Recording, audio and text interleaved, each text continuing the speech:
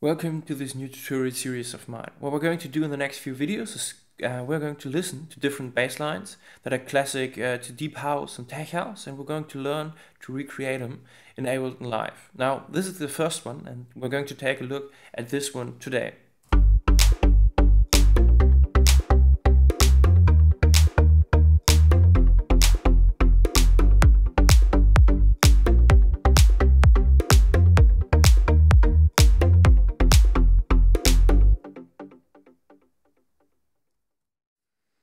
Okay, let's take a look at the melody first.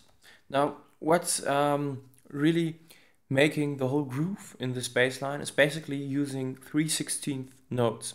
Now, what I mean by that is if we have the grid in 16th mode, like we have here, and we're taking our notes and dragging it out to be 3 of those 16th notes, we're basically getting that exact beat and feeling.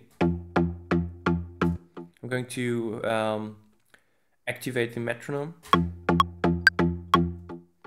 Now what we're going to do is we're going to repeat it 4 times. So we get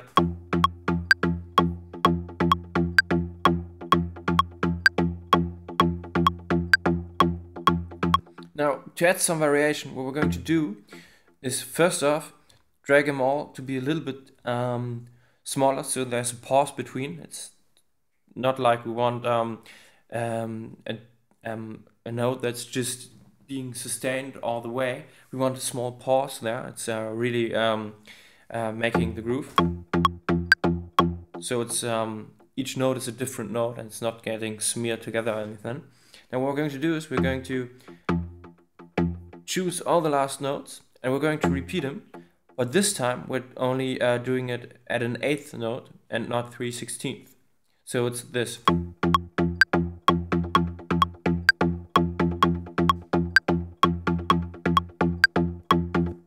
Now this works really well together with the whole thing, and also really well with the delay we got on there, because the delay is programmed to repeat in 3/16 also, so it's not really being that noticeable when we're playing 3/16, but if we are breaking that pattern, what we're doing here in the last note, it really adds something to it and gets really noticeable in the delay. But let's stick to the melody for now. What we're going to do next is we're going to have to choose which notes we are going to want to play. The most important part is that it sounds good, but I'm going to show you a little guideline, you could say, that many people use considering this classic deep house bass line. Now, what a lot of people use is basically this little formula. You start with your root note, F in this case, and then you go up 5 semitones.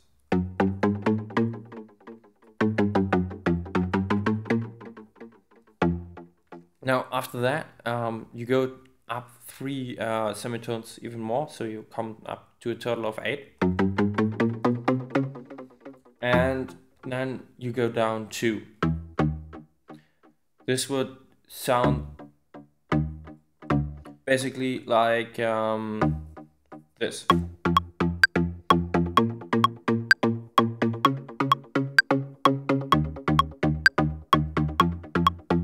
Now, this is boring because we're just playing the same note for a whole bar. So let's introduce the new note a little bit. So we're going to take this, take it up 2 semitones, and just look at how it sounds. Maybe take it up 1 more.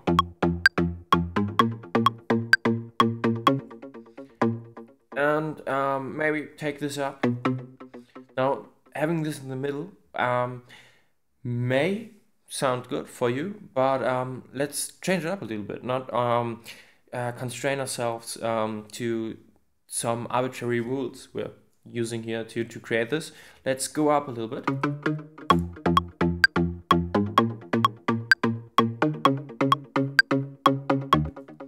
Let's repeat it.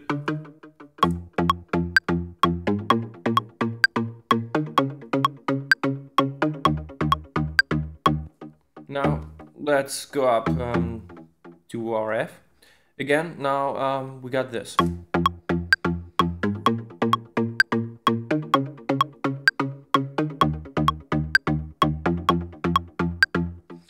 And those transitionary notes in between really do add something to it.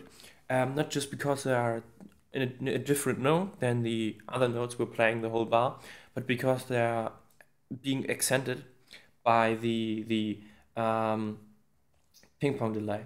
So since they're breaking the pattern, they're getting more intention and adding a little bit of groove. But there's one more thing we got to do, and that's basically a rule for every bass line in house music, and that's copying the whole thing over and moving it up 7 semitones. Now we do this to create a fifth, and the perfect fifth is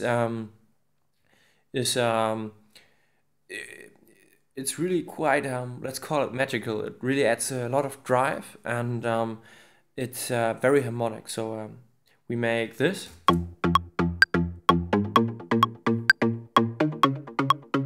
into this.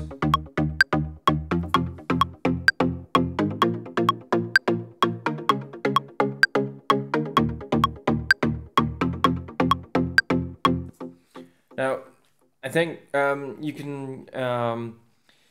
can understand that almost every house track is using those fifth at least somewhere, because this perfect fifth is just sounding so, as the name says, perfect.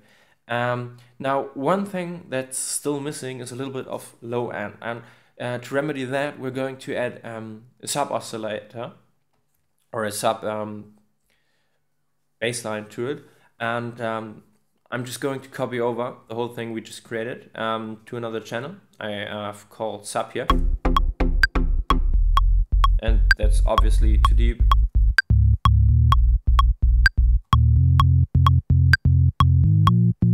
And that's too high. So let's remove the perfect fifth for now, and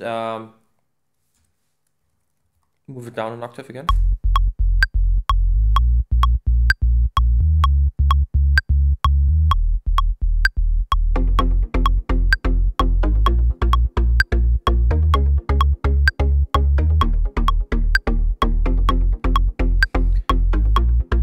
Now all we gotta do is add the kick back in, so I'm going to just copy it over.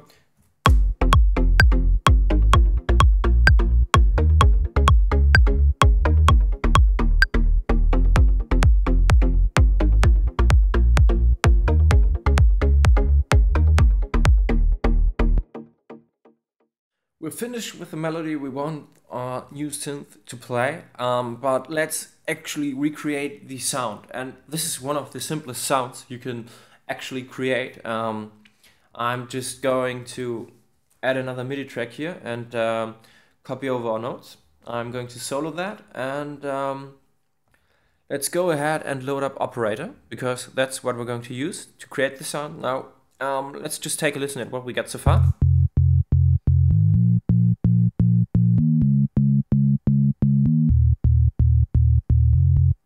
Now, this doesn't sound bad by itself, but it's not what we actually want. So, what we're going to do is we're going to use a square wave.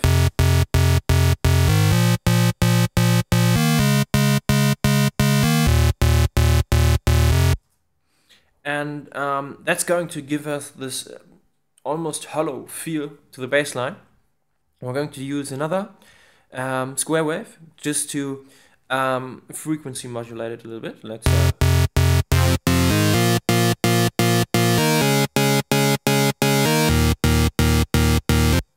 almost gives us this super saw kind of feeling, this really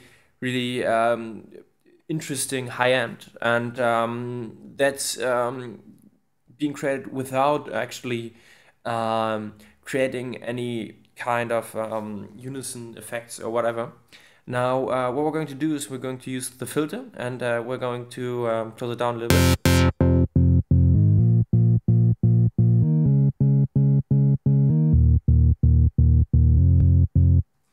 Doesn't sound bad at all, does it? Now what we're going to do is we're going to add a pitch envelope at the beginning, And what this is going to do is going to add a lot of punch at the beginning. So take a listen at this. This is not what we want. We want this very much faster. So we're going to use a smaller decay. Can you make it out? I'm going to just put it all the way up. You can hear this little click. It's being affected by the filter. Let's just turn it up. You can hear the click at the beginning. All right. Now we're going to put the filter back on in a second. What we're going to want to do is we're going to want to modulate the volume of our square wave of a second square wave. That's frequency modulating the first one, just to give it give the first one more punch. So we're going to blend it out.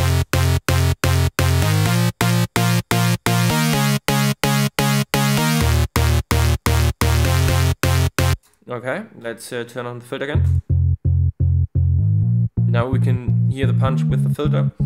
And what we're going to do is we're going to use the envelope here.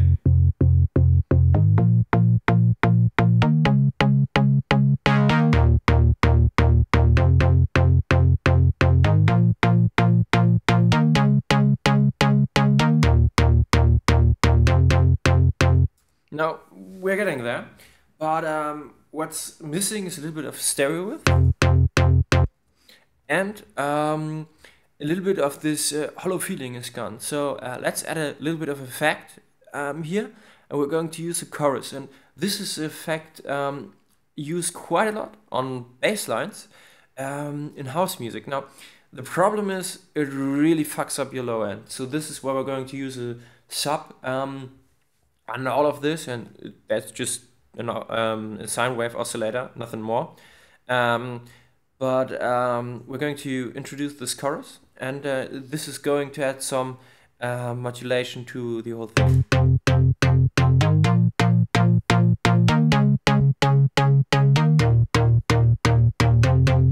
Now, because we did this, we have to remove the low end. So we're going to cut up everything under 200 Hertz.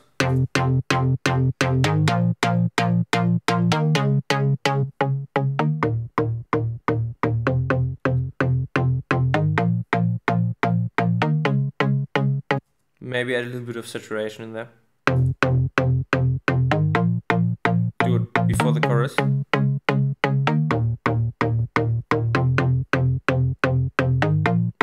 Maybe emphasize the highs a little bit.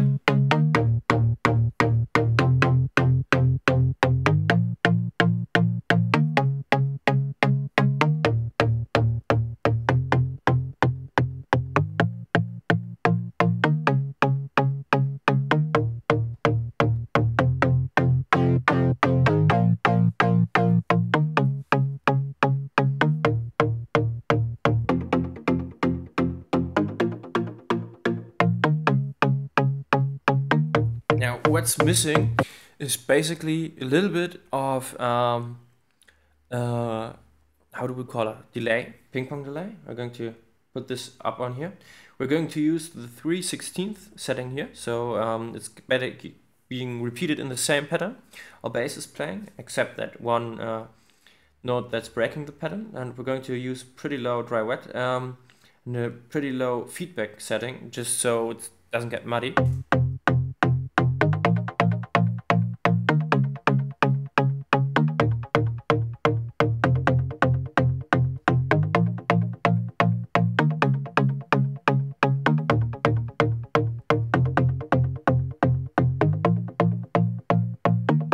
Now I'm going to bring this back down because we got a little bit too much punch, and it was just bringing it up at the beginning there to show you.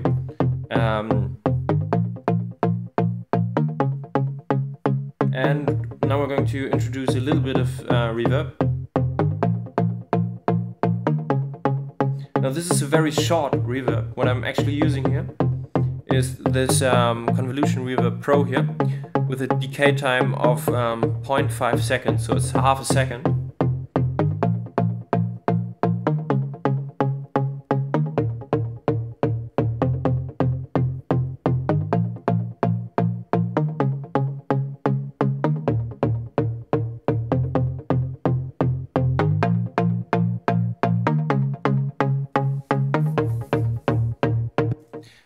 the only thing missing again is a sub oscillator. So if we bring it up in, and maybe bring in our kick as well.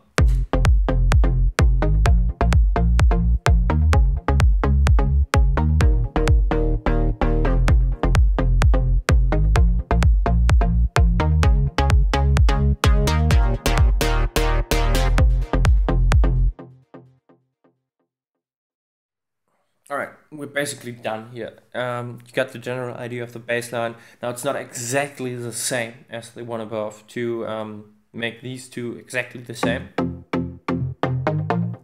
we basically have to change the decay times, make it a little bit shorter, bring it down to like about 10%, not 19. For fuck's sake. Now bring the frequency down a little bit so we don't have those fundamentals as loud, and bring up the low pass a little bit. Now we're going to bring up the envelope a little bit to compensate for the lower frequency we have here, and we're going to bring up the sustain here, so we got a little bit less punch, and we're using the spread knob from like 15% to like 60 something percent, just to bring it up a little bit, add a little bit more whiteness to it. And we're going to emphasize the highs a little bit more. And then we got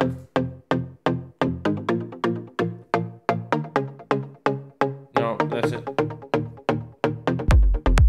Basically the same.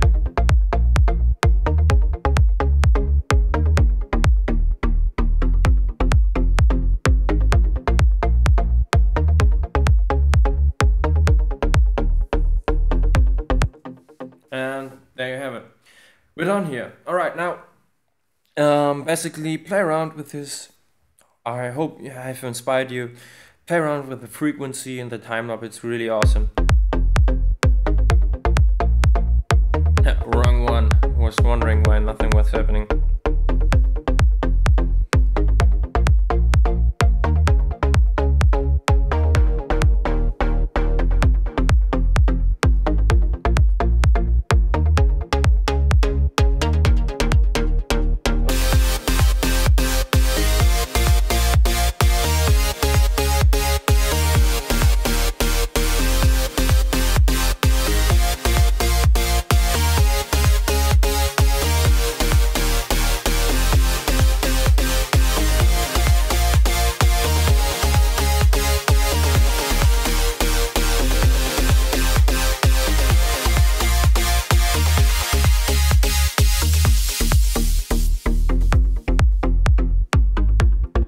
Alright, that's it from me.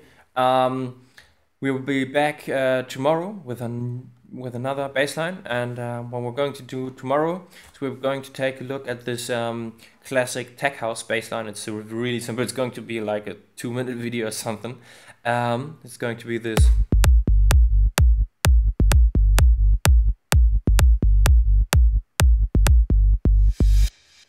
And we're probably going to take a look at this next bassline tomorrow as well, because the tech house bassline is a really short video, and this is going to be this one.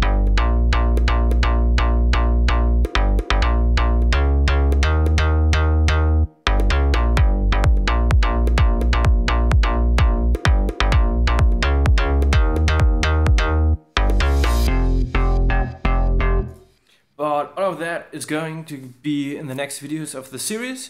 I'm going to wish you a nice day, and that's it from me. See you soon.